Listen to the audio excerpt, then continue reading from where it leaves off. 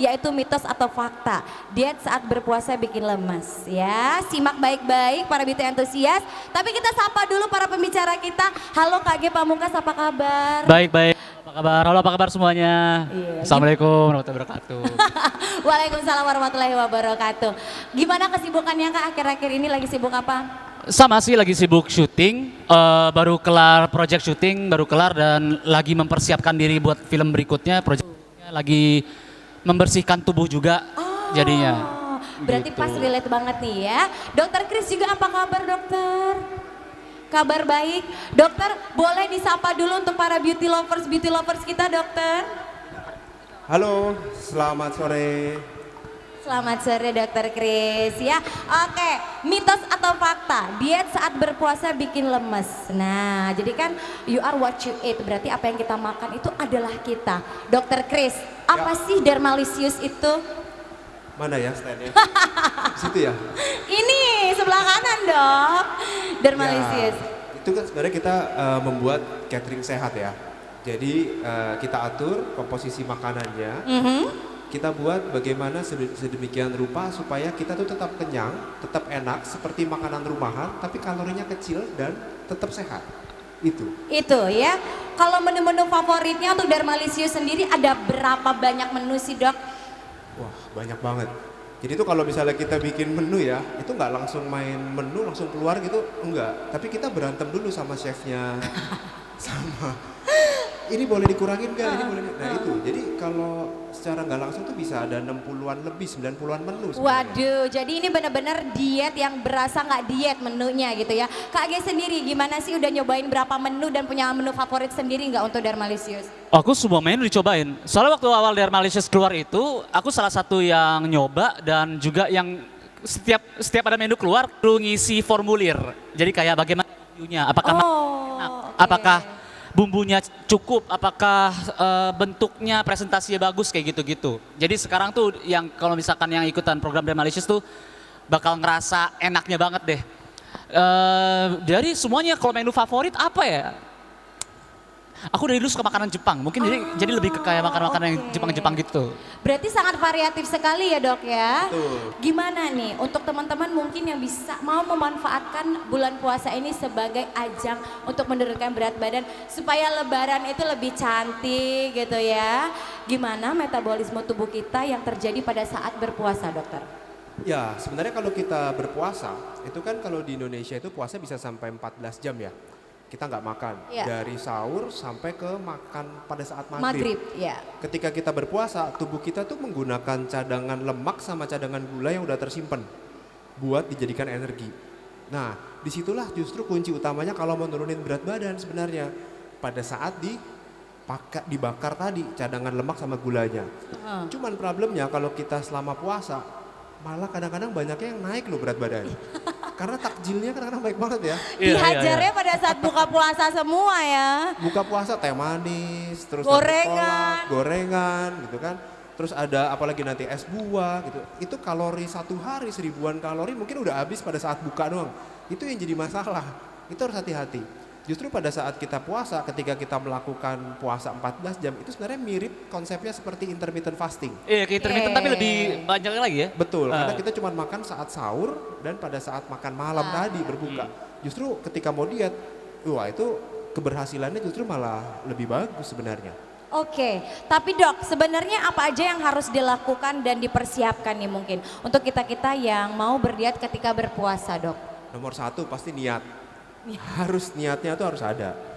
Terus kalau misalnya kita makan, terus harus hindari juga komitmennya. Jangan hindari minuman-minuman yang terlalu manis. Oke. Iya. Itu meskipun memang pada saat kita buka puasa, kita tuh masih boleh minum yang manis. Tujuannya buat mengembalikan gula darah kita yang hilang tadi, yang Iya. ngedrop tadi pada saat kita berbuka. Tapi jangan berlebihan.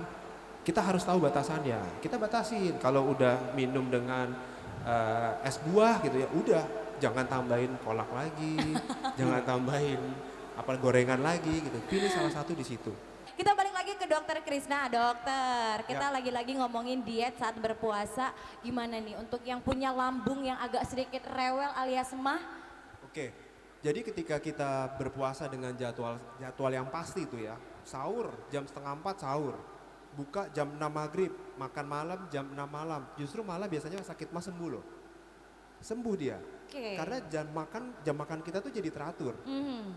Terus mungkin tubuh kita tuh akan beradaptasi dulu di awal. Mungkin 1 minggu pertama dia akan beradaptasi, mungkin asam lambung sedikit agak naik, itu nggak nyaman. Tapi ketika masuk minggu kedua, ketika kita lakukan rutinitas secara teratur seperti itu, justru tubuh kita tuh akan menyesuaikan, beradaptasi, asam lambung itu malah akan berkurang. Tapi ada tapinya, tetap yang nomor satu ya kita harus hindari kafein, Oke. kopi, teh gitu itu harus dihindari. Kedua, makanan-makanan yang pedas itu juga tetap harus dihindari kalau memang kita ada sakit mah. Yang ketiga, lemak yang terlalu tinggi itu juga harus dihindari kalau kita memang ada sakit mah karena memperberat kerja lambung. Keempat, hindari sayuran-sayuran yang terlalu kasar. Jadi Oke. kayak salad, selada, kol. Oh, kecap salad tuh kol. enggak ya salad teh. Karena kan itu sayuran mentah, banyak porsinya. Ketika kita makan dengan kondisi perut kosong saat berbuka puasa, terus kita karena sehat maunya makannya salad gitu ya. Berperut kita tuh kerja jadi lebih ekstra. Mahnya jadi akan jadi masalah, jadi kembung, jadi bergas. Itu harus hati-hati di situ. Baru tahu tuh, baru tahu, Ini info baru nih. Makanya ya. kalau sayuran, kalau memang orang itu ada sakit mah, kita menyarankan sayuran itu harus dimasak, harus mateng. Oke. Jangan mentah, karena akan terjadi fermentasi di lambung. Itu akan jadi memperberat kerja lambungnya. Oke, di noted ya teman-teman, apalagi yang punya mah, harus diperhatikan nih sayur-sayurannya. Oke, kalau olahraganya sendiri nih dokter, gimana olahraga yang disarankan pada saat berpuasa supaya nggak lemes, tapi tetap bisa olahraga plus dapat puasa juga. Nah, yang bikin lemes itu kalau kita pada saat puasa tidur terus.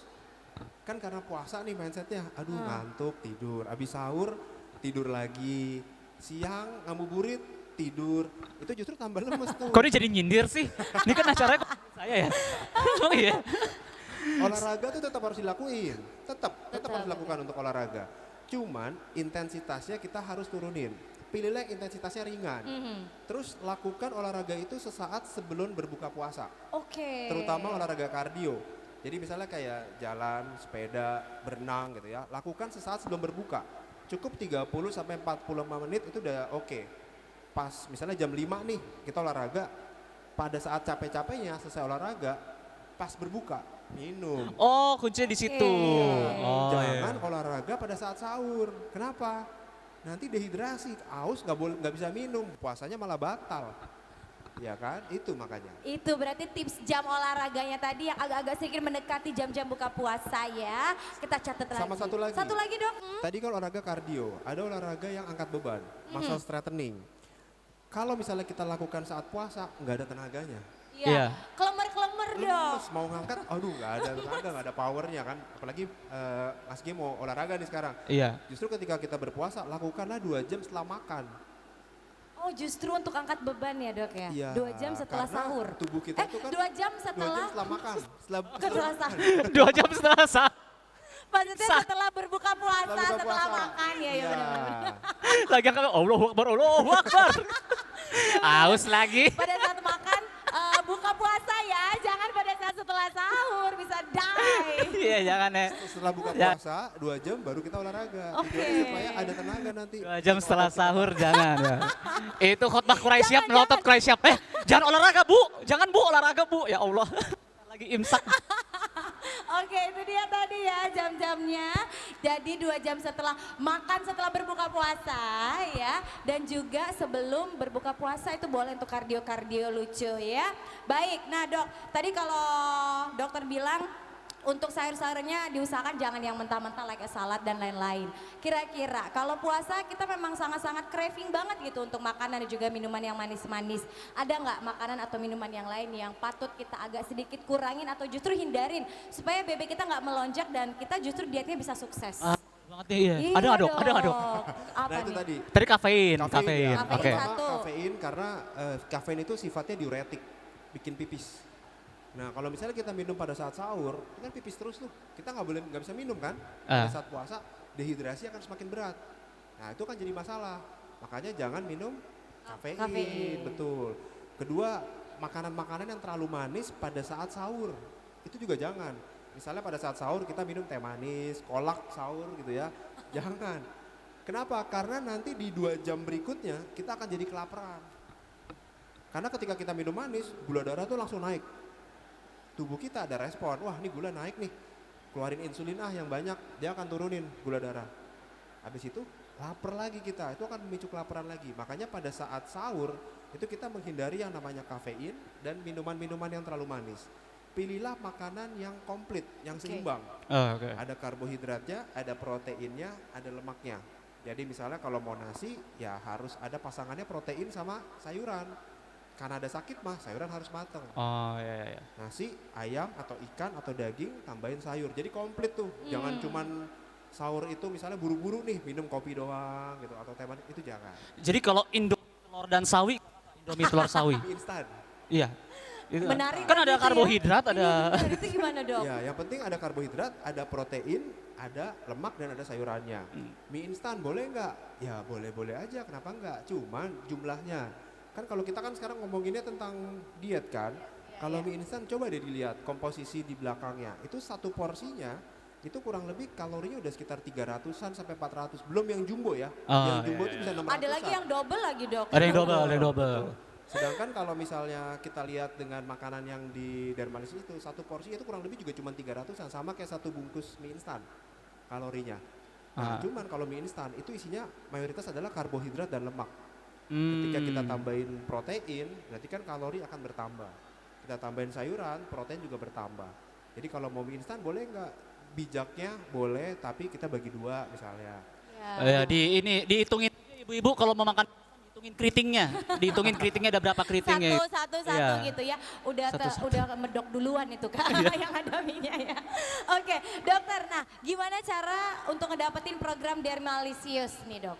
Boleh mungkin untuk yang pengen join gitu ikutan? Mungkin bisa langsung ke Dermaster ya. Itu ada booth Dermaster di situ Oke, tuh. langsung ya, atau ke booth kita yang pengen tanya-tanya menu-menu cateringnya apa aja, langsung boleh ke Dermalicious atau ke booth Dermaster Indonesia. Terakhir untuk KG, boleh dikasih tips-tips dan saran gitu untuk gimana bisa menjaga pola makan yang oke, terus juga diet yang sehat dengan catering yang sehat itu gimana? Diet itu emang datang dari niat, tapi ketika niat doang itu emang terasa berat banget. Gue perlu seseorang atau gue perlu sesuatu yang bisa ngasih gue juga. Iya, niat lu udah ada, ini makanannya loh, kayak gitu. Atau iya, niat lu udah ada, tapi ini kenapa lu harus makan ini nih?